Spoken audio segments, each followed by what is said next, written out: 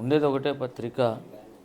ఆ అధ్యాయంలో ప్రియులారా 9వ వచనం ఎవరైనా చదవండి. అయితే ప్రధాన దూత అయిన మిఖాయేలు అపవాదితో వాదించుచు మోషే యొక్క శరీరమును గూర్చి తర్కించినప్పుడు దూషించి తీర్పు తీర్చ తెగింపక ప్రభు నిన్ను గద్దించునుగాక అనెను. 14వ వచనం చదువు ఇట్లా నేను వరకు. ఆదాము మొదలుకొని 7వ వాడైన హానోకు కూడా వీరిని గురించి ప్రవచించి ఇట్లా చిన్న మాట ప్రార్థన. కృపగల తండ్రి యేసయ్య, మా మధ్యలో ఉన్న ఈ కొద్ది సమయాన్ని దీవెనకరంగా మార్చగలిగిన సర్వశక్తుడా, మాట్లాడే దేవుడు మాట్లాడుతున్నావు, మాకు కూడా విధేయత దయచేయండి, లోబడే శక్తి దయచేయండి. అవిధేయులై మా పితరులు పాడైపోయారు నాయన, మేము అలాగ ఉండకుండా నీ మాటకు లోబడే కృపాంచ దినాల్లో మాకు దయచేయండి, సిద్ధపరచండి. నీ వాక్యం మా హృదయంలో సమృద్ధిగా నివసించినట్లు కన్నీళ్లతో ప్రార్థనతో మేము వాక్యం చదవడానికి సహాయం చేయండి. మీరే మాట్లాడమని ఇచ్చినాలు అడుగుతున్నాము తండ్రి. పిల్లరా, ఒక చిన్న విషయాన్ని చెప్తున్నానే, ఎన్నో ఉన్నాయి. ఇంత పుస్తకమే రాశాడు కదా, పోరాడండి అనే పుస్తకమే ఇంతలా ఉంది. మరి ఎన్నో అంశాలు ఉన్నాయి దాంట్లో. చదవండి. రంజితన 8 పుస్తకాలు ముందు చదవండి. ఫిబ్రవరి లాస్ట్ కల్లా 8 పుస్తకాలు అయిపో చేయండి. మిగతా 22 ఉన్నాయి, అంటే టోటల్గా 8తో కూడా. అవి కూడా తెప్పించుకొని చదవండి. మీరు మంచి నాలెడ్జ్, దైవికమైన జ్ఞానం, దేవుని జ్ఞానం దేవుడు మీకు ఇస్తాడు. రంజితన పుస్తకాలు చదవండి. ఇప్పుడు అంచె దినాల్లో దేవుడు పంపినటువంటి సేవ ఏంటో, ప్రత్యక్షత ఏంటో పుస్తకాలు చదివితే తప్ప అర్థం కాదు. మంచిది ప్రియులారా. 2 విషయాలు అట్లా కంపేర్ చేస్తున్నాయి. ప్రాముఖ్యంగా 9వ వచనంలో మోషే పేరు కనపడుతుంది. యూదాపత్రికలో 14వ వచనంలో హానోకు కనపడుతున్నాడు. వీళ్ళిద్దరూ భక్తిపరులు. వీళ్ళిద్దరు ఎవరు? భక్తిపరులు. కానీ యూదాపత్రిక ఎందుకు రాశాడంటే భక్తిహీనుల విషయమై జాగ్రత్త అని రాశాడు. అసలు యూదాపత్రిక ఎందుకు రాశాడు? భూమి మీద 2 రకములైనటువంటి వ్యక్తులు ఉంటారు. ఒకరు భక్తిపరులు, ఇంకొకరు భక్తిహీనులు. ఇప్పుడు వీళ్ళు 2 పేర్లు చదివినామంటే వీళ్ళు భక్తిపరులు. ఇప్పుడు 15వ వచనం కాడికి వద్దాము చూడండి. ఇదిగో అందరికీ తీర్పు తీర్చుటకును వారిలో భక్తిహీనులందరూ భక్తిహీనంగా చేసిన వారి భక్తిహీన క్రియలన్నీ, భక్తిహీనులైన పాపులు తన విరోధముగా చెప్పిన కఠినమైన మాటలన్నింటిని గురించి వారిని ఎన్నిసార్లు వచ్చిందండి అన్నే? భక్తిహీనులు భక్తిహీనులు భక్తిహీనులు అని దేవుడు. మా భక్తి ఉంటుంది, హీనముగా ఉంటుంది.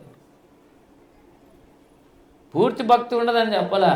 బలహీనులు అంటే బలం ఉంది, చాలా హీనంగా ఉంది, లేచి నడిచేంత శక్తి లేదు. అట్లనే భక్తి ఉంది కానీ హీనముగా ఉంది, చాలా తక్కువ ఉంది, ఉండాల్సినంత భక్తి లేదు. వారిని భక్తిహీనులు అంటారు. మోషే హానోకేమో భక్తి పరులు. కానీ ఈ అధ్యాయం రాసింది ఎందుకంటే ప్రకటన గ్రంథంలో నువ్వు నేను 2వ రాకడలో ఎత్తబడాలంటే ముందు యూదా పత్రికల్లో మన భక్తి దేవుందే కాదో కొద్దిగా చూసుకోవాలి. కొన్నిసార్లు మనం ట్రాక్ తప్పిపోతాం. ఇక్కడ కూడా తప్పిపోయిన వాళ్ళు ఉన్నారు, చూపిస్తా చూడండి మీకు. 12వ వచనం చూడండి. 12వ వచనం, వీరు అంటే ఎవరు అంటే భక్తిహీనుల గురించి మాట్లాడుతున్న వచనం.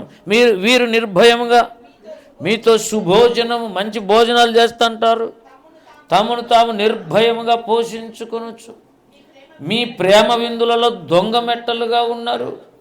వీరు గాలి చేత ఇటు అటు కొట్టుకొని పోవు నిర్జల మేఘాలు, కాయలు రాలి ఫలము లేక 2 మార్లు చచ్చి వేళ్లతో పెళ్ళగింపబడిన చెట్లు. బాగినండి, భక్తిపరులను చెట్లతో పోల్చినాడు. సింధూరు వృక్షం అంటాడు, లెబనోను పర్వతం మీద దేవదారు వృక్షం అంటాడు, అంజూరపు వృక్షం అంటాడు, ఒలీవ చెట్టు అంటాడు.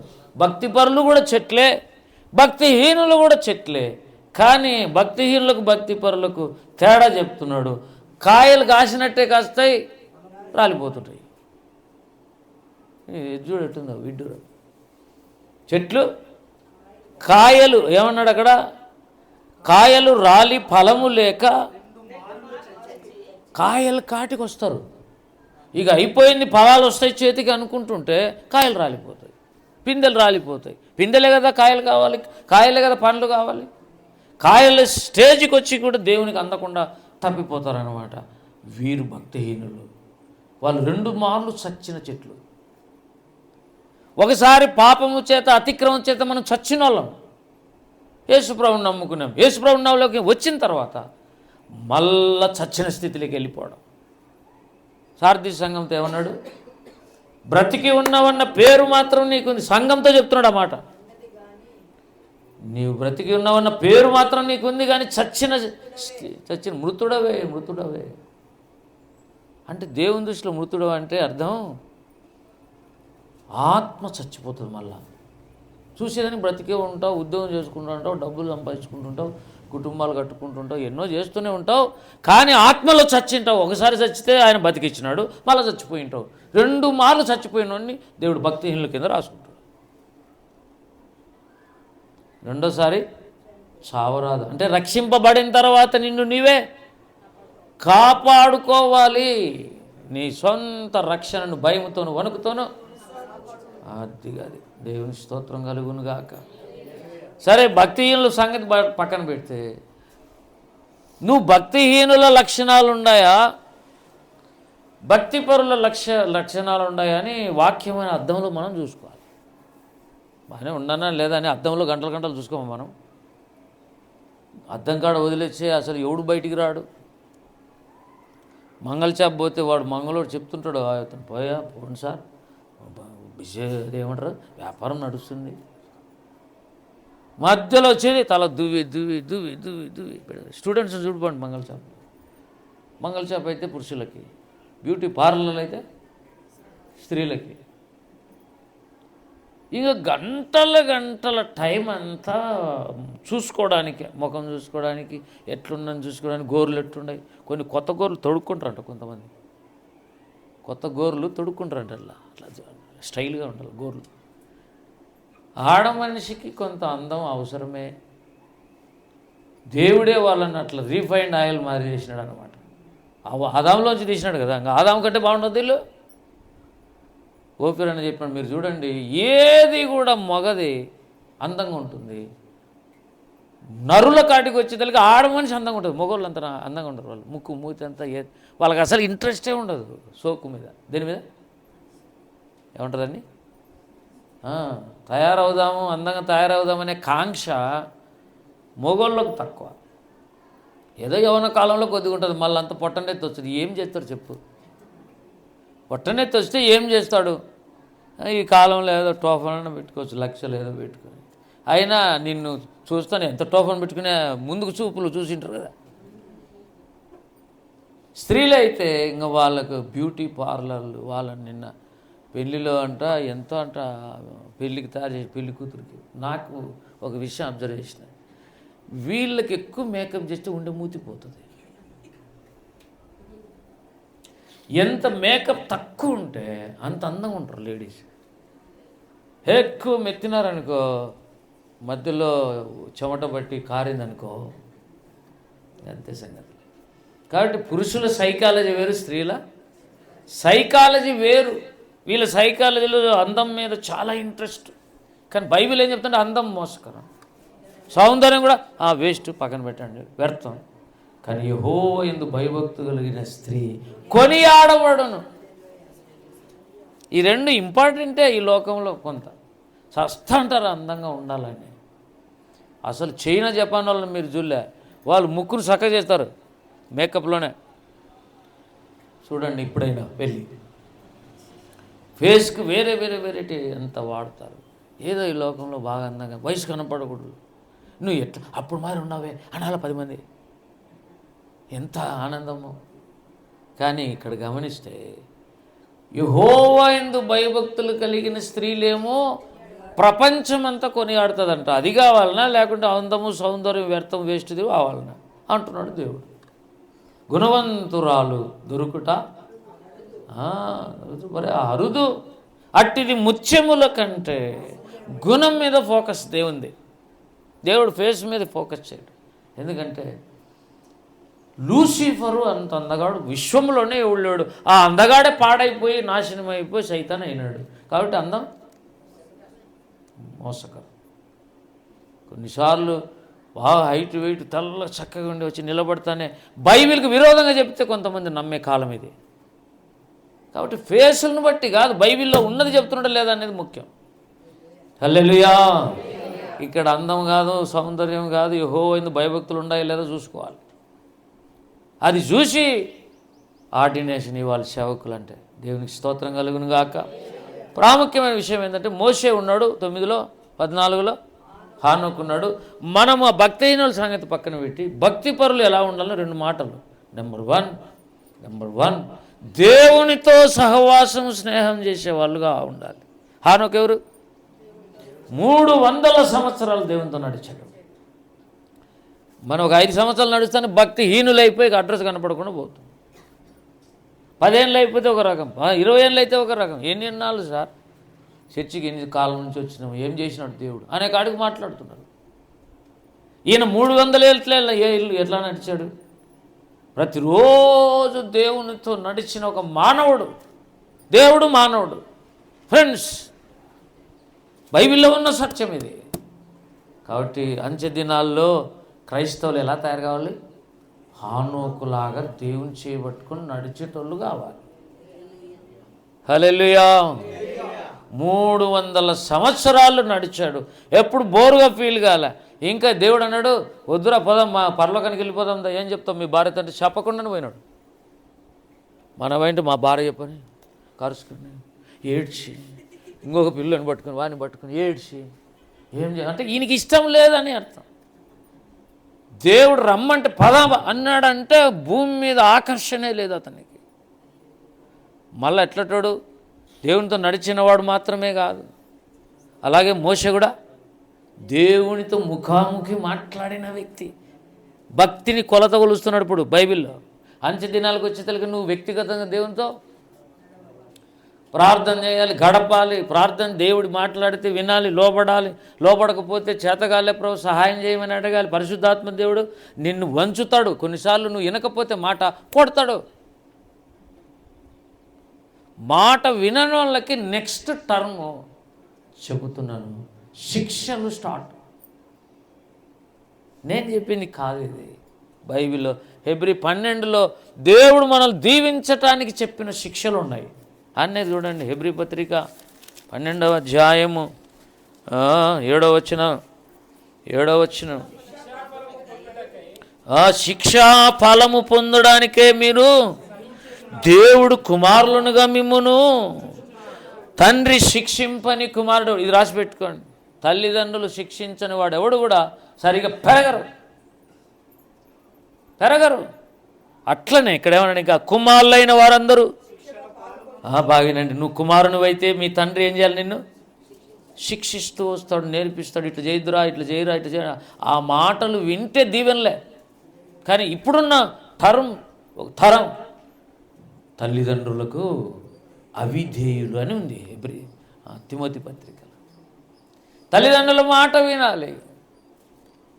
వినమని బైబిల్ చెప్తా. వినకపోతే దేవుడు కొడతాడు. మరి ఎందుకంటే అదే బైబిల్లో ఉన్న సూత్రం. అది నీ తల్లిదండ్రులను సన్మానించు, వాళ్ళ ఆశీర్వాదాలు ఇవి చిన్నప్పుడు తెలిసింటే ఎంత బాగుంటుంది. ఇక్కడ అన్నాడు, కుమారులైన వారందరూ శిక్షలో ఒకవేళ మీరు పొందని ఎడలా మీ విత్తనం చెడ్డది అన్నాడు. దుర్బీజులు అంటే అర్థం ఏంటి? విత్తనం చెడ్డది. ఇప్పుడు చూడండి, విత్తనం చెడ్డది అంటే అర్థం చెప్తున్నా. ఇప్పుడు ఇస్సాకుకు యాకోబు మంచి విత్తనం, ఏశావు చెడ్డ విత్తనం. యాకోబు తండ్రి అయితే యాకోబులాగా ప్రార్థన ఎందుకు రాలే ఏశావుకు? వాడు వ్యభిచారం భ్రష్టుడై ఉండి అని ఉంది ఒక చోట. అంటే ఏం నేర్చుకున్నాడు, ఏం ఫాలో అయినాడు? తండ్రిని ఫాలో కాలేదు. అదే యాకోబు అయితే ఏమండి ఇస్సాకుకు లోబడి జీవించాడు, తల్లిదండ్రులను సన్మానించాడు. వాళ్ళు చెప్పిన మాట ఈయనే పారిపోయినాడు. అసలు వాళ్ళిద్దరికి 20 ఏళ్ళు గ్యాప్ ఉంది, అన్నదమ్ములు ఇద్దరికి. దేనికి మాటలు లేవు. యాకోబు ఏశావుకు, యాకోబు లాబాన్ దగ్గర పోతే ఎన్నేళ్ళు రాలే? 20 సంవత్సరాలు. 7, 14 అంతకుముందు ఆయనే చెప్పినాడు 20 ఏళ్ళని. ఏమండి 7 సంవత్సరాలు ఒక భార్య కోసం, 7 సంవత్సరాలు ఒక భార్య, అది 14 అయిపోయాయి. ఇంకొక 6, 14 + 6 20 ఏళ్ళు. 20 ఏళ్ళకు ఇంటికి వస్తే అప్పుడు సంబంధాల గురించి వచ్చి, లేకపోతే సంపుకుందరు వాళ్ళిద్దరు. పుడతా అన్నదమ్ములు, సామెత చూడండి ఎట్టు పెట్టాను. పుడతా అన్నదమ్ములు పెరుగుతో దాయాదులైపోయి ద్వేషంతో నింపబడతారు. అయితే ఇద్దరిలో యేసయ్య ఉన్నాడు అనుకో, వాళ్ళిద్దరు ఎలా ఉంటారు? అన్నదమ్ములు ఎప్పుడు విడిపోరు. దేవునికి స్తోత్రం కలుగునుగా. ఇక్కడ మనం గమనిస్తే మోషే కానీ హానోకు కానీ ఇద్దరు దేవునితో పర్సనల్ ఎక్స్పీరియన్స్ గలవాళ్ళు. అది ముఖ్యమైనది, రాసుకోండి. దేవునితో వ్యక్తిగత సహవాసము ఉండాలి. ఈ అప్పుడప్పుడు అలుగుతాయి. ఏది తీసిపెట్టారు మళ్ళీ దాన్ని. మోషే కానీ దేవునితో నడిచి ఎన్ని ఏళ్ళైనా ఆయనకుతో సహవాసం చేసినటువంటి వ్యక్తుల గురించి యూదా పత్రికలు ఎందుకు రాస్తున్నాడు అంటే, అంత్య దినాల్లో నువ్వు ఎత్తబడాలంటే మోషే హానోకుల లక్షణాలు ఫాలో కావాలి. హల్లెలూయా. ఎంతసేపు గడుపుతావు రోజు? ఏం శాంతి? దేవునితో ఎంతసేపు గడుపుతున్నావు? శాంతి ఒకటే కాదు, ఊరికి అంటున్నాను నేను. ప్రార్థన ఎంతసేపు చేస్తావు? ఎక్కడిది సార్? పొద్దున ఎట్లా, మధ్యాహ్నం ఎట్లా, రాత్రి ఎట్లా, అందరికి వంటలు చేయాలా, టైం ఉండదు. ఆయన గురించి కానీ చెప్తుండేది, ఆయన పేరు ఎత్తి చెప్తుండ, మిగతా వాళ్ళందరికీ అర్థమవుతుందని. ఆమె ఎన్ని గంటలకు లేస్తుంది తెలుసా? 6 కల్లా బిజినెస్ పెట్టుకుంటుంది, వెజిటబుల్ జ్యూస్ పంచుతుంది. అక్కడ వ్యాపారం ఉంది. కొద్దిగా చీకట్లోనే అంతా చలికి కూర్చోంటుంది. పాపం చూస్తా ఎప్పుడన్నా నేను. కష్టపడడం, సంపాదించుకోవటం అనేది నీతిమంతుల లక్షణం. కానీ వీళ్ళిద్దరిలో ఉండే ఒక లక్షణం చెప్పండి, దేవునితో వ్యక్తిగతంగా ఫ్రెండ్స్ లాగా మెలిగినటువంటి, ఎదిగినటువంటి వ్యక్తులు. నెంబర్ 2 డైరెక్ట్ చెప్పి నేను ప్రార్థన చేస్తాను. రెండవది, వీళ్ళు దేవునితో ఉన్నారు కనుక సంసారము అంత వైరాగ్యం వచ్చేసి వదిలేసిన వాళ్ళు కాదు. కుమారులను కుమార్తెలను ఏమని రాశాడు? పిల్లలు రండి, ఆదికాండం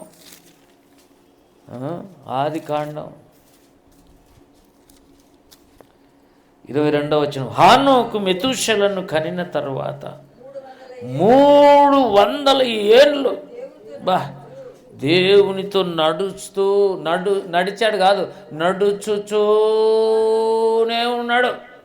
ఇంకా కుమారులను కన్నాడు, కుమార్తెలను కన్నాడు. అంటే ఒక పక్క దేవుడు, ఒక పక్క కుటుంబం, ఒక పక్క కుటుంబం, ఒక పక్క దేవుడు. బ్యాలెన్స్ చేసిన భక్తుడు. అంత్య దినాల్లో పెళ్లి విషయంలో ఒక తప్పుడు బోధ వస్తుందని దేవుడు రాయించాడు. బాగినండి మాట, తిమోతి పత్రికలు ఉంది. వివాహము నిషేధించే బోధ వస్తుంది. పెళ్ళిళ్ళొద్దు, పెళ్ళిళ్ళు చేసుకోవాకండి, అప్పుడే మీరు పరిశుద్ధంగా ఉంటారు, దేవునికి ఇష్టమవుతుంది అప్పుడు మీరు అని. చాలా మంది కొన్ని సంఘాలలో పెళ్ళి కూడా దేవుడు చెప్తే చేసుకోవద్దు, కానీ వివాహం అన్ని విషయంలో అదే అందరికీ ఓవరాల్ జనరల్. ఒకవేళ నీ విషయంలో దేవుడు పెళ్లి చేసుకోవద్దంటే నీతో మాట్లాడాలి. వివాహాన్ని నిషేధించద్దు. సైతాన్ ఎందుకు పనిచేసాడు తెలుసా? స్లోగా వీళ్ళను వ్యభిచారులుగా తిప్పచ్చు. ఒక కుటుంబం లేనప్పుడు, పెళ్ళి లేనప్పుడు మెల్లగా ఒకసారి ఏం చేయొచ్చు? రహస్య పాపాల్లో దించేస్తాడు. పాపము చేస్తున్నావు, దాంట్లో ఇష్టపడుతున్నావు, అన్నీ ఉన్నావు అంటే నో డౌట్ నీ గమ్యమే పాతాళం అని లెక్క. వనకాలట్లే గడగడగడగడగడ ఆ బాటలు పాపం గురించి ఎత్తితే దాని దగ్గర మనం సానుభూతి ఏమి పెట్టవాడు. ఎవరైనా పిల్లలకు టానిక్ ఇమ్మంటే ఇస్తాం, ఏమండి దాంట్లో విషం ఉన్నది అనుకో, ఏమవుతుంది? అది వేరే విషయానికి వేరే పేరు పెట్టినా, మంచి పేరు పెట్టినా విషయం తాగితే పోవడం అయితే గ్యారెంటీ. కనుక ఇక్కడ మనం జ్ఞాపకం చేసుకుంటే హానోకు ఎలా ఉన్నాడట? దేవునితో నడుస్తూ కుమారులను, అంటే భార్య పిల్లలను కంటానే ఉన్నాడు, భార్యతో బాగానే ఉన్నాడు, కుటుంబం జరుగుతూనే ఉంది, ఇంటికి సంబంధించిన రెస్పాన్సిబిలిటీస్ ఫిలప్ చేస్తూనే ఉన్నాడు, ఒక పక్క దేవునితో నడుస్తున్నాడు. వా, ఏం భక్తులండి వీళ్ళు! ఎంత మనకు నేర్పిస్తుంది. They are balancing their Christianity. They are balancing Christians. క్రైస్తవులే కానీ బ్యాలెన్స్ ఉంది వాళ్ళ దగ్గర. ఇంటికి ఇవ్వాల్సిన టైం ఇంటికి ఇస్తారు, చర్చికి ఇవ్వాల్సిన టైం టైంకి ఇస్తారు. దేవునికి, కైసరిది కైసరికి. బ్యాలెన్సింగ్ క్రిస్టియానిటీ అంటే అది. చదువుదే దేవుందే, ఉద్యోగందే దేవుందే. దేవుని సన్నిధికి వచ్చేటప్పుడు దేవుని సన్నిధి, నువ్వు పర్సనల్గా ఉన్నప్పుడు నీ కుటుంబమే.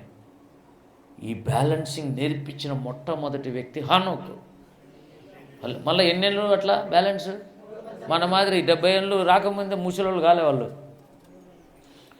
300 సంవత్సరాలు దేవునితో నడిచాడంటే ఎన్ని విషయాలు వారు డిస్కస్ చేసి ఉంటారో చెప్పండి. మీరు చెప్పండి. అప్పుడు బైబిల్ లేదు. దేవుడు వచ్చి హానోకుని పిలిచేదా వాకింగ్ బదాం రాని పోయినారు అనుకోండి, బైబిల్ లేదు అప్పుడు. ఇక ఏం మాట్లాడుతుంటారు? ఈయన ఏం అడుగుతుంటాడు, ఆయన ఏం చెప్తుంటాడు? ఇద్దరు జ్ఞానులు మాట్లాడుకుంటుంటే, ఇద్దరు కానీ పాజిటివ్ విషయాలు మాట్లాడుకుంటుంటే గ్రంథంలో రాస్తారు. వీళ్ళిద్దరు మాట్లాడుకునే విషయాలు బైబిల్ కాదు, వేరే ఒక ప్రత్యేకమైన పుస్తకంలో రాస్తారని ఎక్కడుంది? మలాకే. చూడండి ఒక్కసారి. అది నువ్వు ఇద్దరు జ్ఞానులు డిస్కషన్ చేస్తున్నారంటే రహస్యంగా నీకు తెలియకుండా రికార్డింగ్ జరుగుతుంది. ఒక్క నిమిషం అక్క. 3:16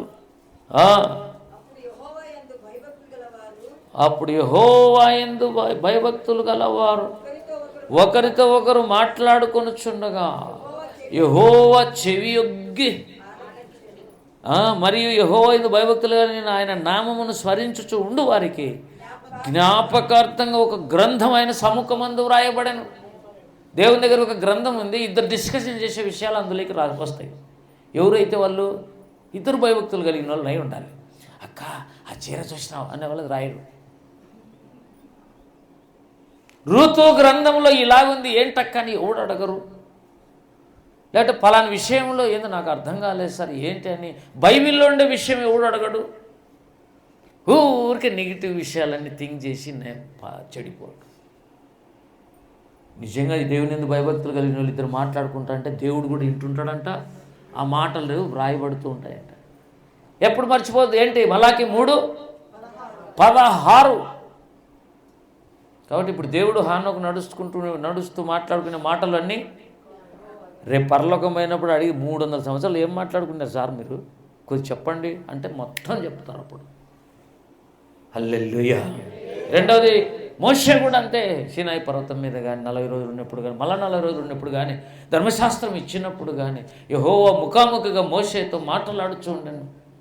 వాళ్ళు ఏం మాట్లాడుకున్నారో తెలియదు. అవన్నీ మోషేది కూడా పక్క ఇంకో గ్రంథంలో ఉంటుంది. ఆ గ్రంథంలో మోషే గురించి టాపిక్ ఉంటుంది. ఇప్పుడు ఏ మెడికల్ షాప్ అయినా కూడా మెడిసిన్స్ తీసుకుంటానే ఏమంటారు? నీ సెల్ నెంబర్ చెప్పాను. మన సెల్ నెంబర్ చెప్తానే మనం మొత్తం అంతా మన ఇది ఆర్డర్ రికార్డ్ అయ్యింది. రేపు అంతే దేవుని దగ్గర కూడా ఒక ఆధార్ కార్డు నెంబర్ ఉంటుంది. నీ నెంబర్ తీసుకొని ఈ నెంబర్ కొట్టండి అంటే వీడు ఏమేమి చేసినాడు మొత్తం ఈ వారం అంతా ఏం చేసినాడు, పోయిన వారం ఏం చేసినాడు, పోయిన నెల ఏం చేసినాడు, రేపు భవిష్యత్తులో ఏం చేస్తాడు మొత్తం అంతా ఆయన రాసుకొని పెట్టుకొని తీర్పు విషయంలో అడుగుతాడు. ఎవరైనా నిన్ను అడిగితే 10 మందిలో నువ్వు ఎట్లా ఫీల్ అవుతావు ఇప్పుడు నుంచి నేర్చుకో.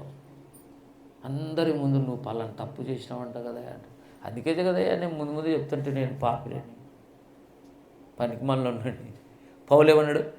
ప్రధాన పాపిని. ఇంకేమంటావు ప్రభువునో? నిజంగా రక్షణ పొందిన నోడు నేను పాపినని చెప్పడానికి ఏమాత్రం భయపడ్డా. ఈ రక్షణ పొందిన వాళ్ళే పాపి అని చెప్పడానికి చాలా ఫీలింగ్. పక్కన వాళ్ళు కూడా మళ్ళీ అంటుంటారు వాడు పరిసేయడం నేను శుంకర్ని వీని వలే నేను రోజుకి వారానికి 2 సార్లు ఉపవాసం ఉండి ప్రార్థన చేస్తాను అంటే బూస్టింగ్ ఉంటుంది వీళ్ళ దగ్గర. రక్షణ లేని వాళ్ళకు, భక్తిహీనుల దగ్గర ఏముంటుంది?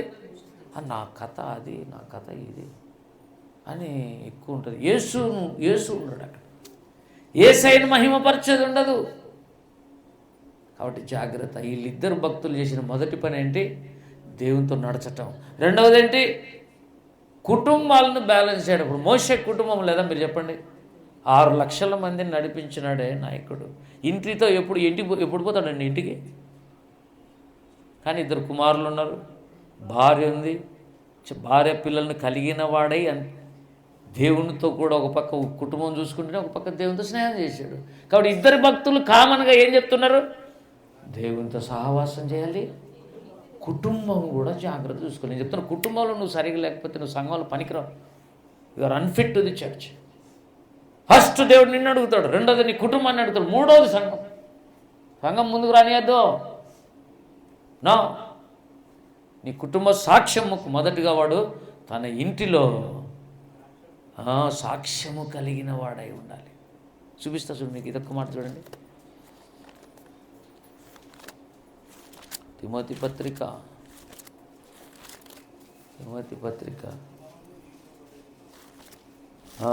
అదొక్క మాట చూసి మనం ప్రార్థన చేద్దాం రండి ప్రియులరా. 5వ అధ్యాయం 4వ వచనం మధ్యలో, వీరు మొదట తమ ఇంటి వారి ఎడల భక్తి ఇంట్లో కనపరచాలి. ఎక్కడ? మొదట అన్నాడా లేదా? ఏమన్నాడండి? First you have to show your witness in the family life. ఆడ లేదనుకో అట్టర్లీ ఫెయిల్యూర్ అయిపోతాం. నెక్స్ట్ కిందన 8లో ఏమన్నాడు? ఎవడైనను స్వకీయులను విశేషముగా తన ఇంటి వారిని సంరక్షింపకపోడు వాడు విశ్వాస త్యాగం చేసిన వాడే అవిశ్వాసి కన్నా చెడ్డవాడు. ఫస్ట్ ఇంట్లో జాగ్రత్త పడాలి. కొన్నిసార్లు ఇంట్లో ఏమి పాజిటివ్ ఉండరు.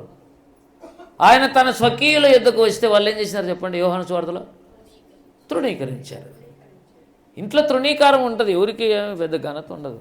మనల్ని ఎవడు నెత్తి మీద ఏం పెట్టుకోడు. కానీ నువ్వు నమ్మకంగా అయితే ఉండాలి. టైం వచ్చినప్పుడు వాళ్ళ కోసం నిరంతరం ప్రార్థన చేయాలి. ప్రభు వాళ్ళకి రక్షణ దయచేయి, వాళ్ళకు పలానా అవసరతలు ఉన్నాయి, సహాయం చేయి.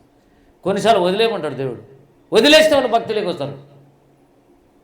ఏది చేసినా దేవుడు చెప్పినట్టు చేస్తే మాత్రం కుటుంబాన్ని సంపాదించుకోవచ్చు. అందుకే జైలర్తో పౌలు దగ్గర ఏమన్నాడు? నువ్వు యేసునందు విశ్వాసం ఉంచము, అప్పుడు నీవును నీ ఇంటి వారిని రక్షణ పొందుతావు. హల్లెలూయా. కాబట్టి ఇద్దరు భక్తిపరుల లక్షణాలు అంత్య దినాల్లో మనం ప్రాక్టీస్ చేయాలి. మోషేలాగా బతకాలి, హానోకులాగా బతకాలి. ఇద్దరు కామన్గా దేవునితో పర్సనల్గా నడిచినారు. అది చెప్పు సంగతి. నువ్వు పర్సనల్గా దేవుని దగ్గర ఎన్ని గంటలు చదువుతావు, ప్రార్థిస్తావు? దేవుడు నీతో మాట్లాడతాడా? నా భార్య కూడా స్వరం ఏంటది? ఆయన పలానా విషయం ఏంటంటే, అసలు మొన్న ఒక పాప పీజీ చేరింది మంగళగిరిలో. అది మా ఎస్ఆర్ఎం యూనివర్సిటీ అంటే తమాషా కాదు.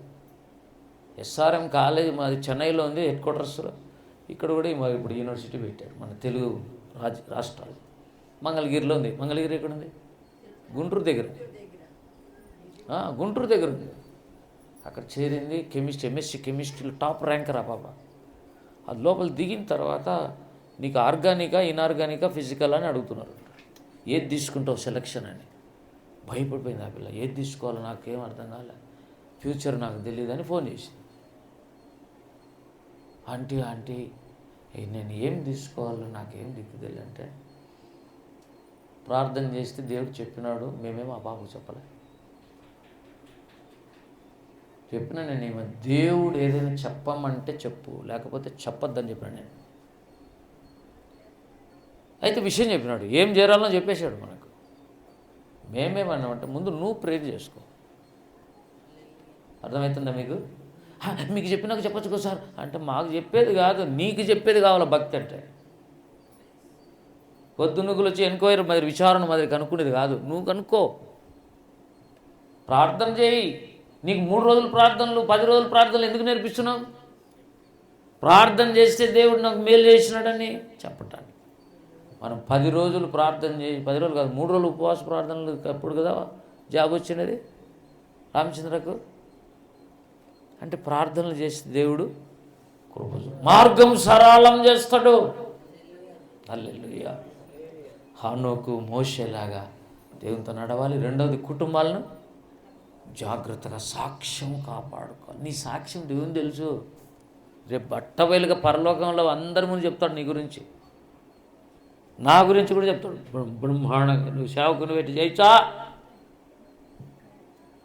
నీ రహస్య జీవితం అంతా బయటకు వస్తుంది రేపు.